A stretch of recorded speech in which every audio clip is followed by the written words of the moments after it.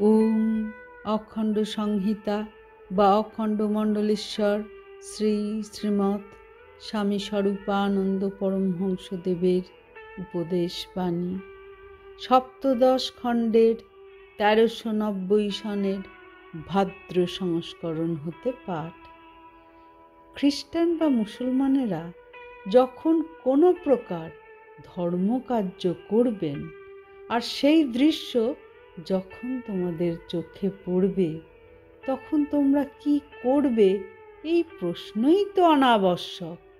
তাঁরা যেমন ওই সময়ে মনটিকে ঈশ্বরানুগত করছেন, তুমিও তখন তোমার মনটিকে ঈশ্বরানুগত করবার চেষ্টায় লেগে যাবে।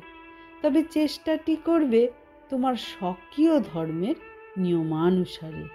তাঁরা যখন যিশু বা আল্লাহর ভজনা করবেন, তুমি মনে মনে নিজের ইষ্ট নাম স্মরণ করতে থাকবে।